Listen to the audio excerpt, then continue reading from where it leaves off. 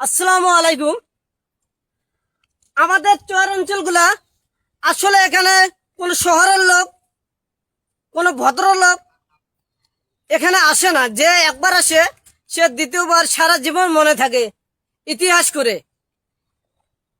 চরে আর যাব না। আসসালামু আলাইকুম রহমতুল্লাহ।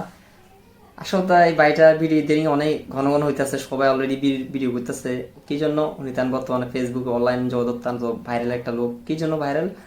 উনি অথবা দেখতে খাটো, চেহারা দেখতে সুন্দর নাই, মাইক্রোফোন একটা অনেক লম্বা, হ্যাঁ, কথা ঠিক করে বলতে পারে না। সেই জন্য উনি কথাতে মানুষ বিনোদন পাইতেছে। হ্যাঁ, আগে আমি প্রথমত কি সাংবাদিক এটা, কিন্তু বাস্তবতা উনি কোনো সাংবাদিক না, জাস্ট উনি নিজের থেকে একটা নিজের প্রতিভা ইয়ে করতেছে।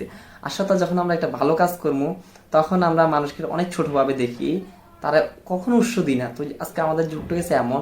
তো এই লোকটা খাটো, অথবা শিক্ষার যোগ্যতা নাই, অথবা টাকা পয়সা নাই, অথবা দেখতে সুন্দর না, কিন্তু তার প্রতিভাটা কিন্তু অত্যন্ত একটা বড়। তাই কিন্তু সাংবাদিকরা যেটা করা উত্তম, যেটা উচিত আমি মনে করি, কিন্তু এই লোকটা করতেছে। কিন্তু এই লোকের কোনো শিক্ষার যোগ্যতা নাই, কেন না? এর দেখেন আপনি, এ নিজে করছে, এর কোনো পড়ালেখা নাই, কোনো ইয়া তো ইয়া নাই, দেখতে সুন্দর না। হ্যাঁ, আসলে আমার শুনিলে একটু ফান করতেছে, কি জন্য উনি খাটো।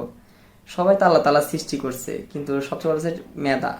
উনি মেধা খাটায় উনি আজকে এরকম করতেছে। উনি ভালোভাবে কথা বলতেছে, তো কথা না বলতে পারলে কি, কিন্তু সুন্দরভাবে এগুলো মানুষের কাছে বিস্তারিত হইতেছে। উনি চর অঞ্চলগুলো কত খারাপ, বর্তমান চর অঞ্চল কিন্তু অত্যন্ত খারাপ জায়গা, যেখানে শহরে একটা লোক একদিন থাকতে পারবো না। কেন থাকতে পারবো না? ওখানে দোকানপাটগুলো অনেক দূরে, আর ওখানে আপনার রাস্তাঘাট সব প্যাকে প্যাকে ভর্তি, আর পানি হলে অবস্থা তো প্রচুর খারাপ, প্যাক চ্যাকে ভরা। তো আসলে জায়গা অত্যন্ত খারাপ। তো কিন্তু এই লোকটা যেমনি কথা বলতেছে, আমি ওই লোকটা সবসময় ধন্যবাদ জানাই। ইদানিং অনেক ভালো কথা বলতেছে। মাশাআল্লাহ, আল্লাহ তাআলা তারা অনেক আগায় রাখুক।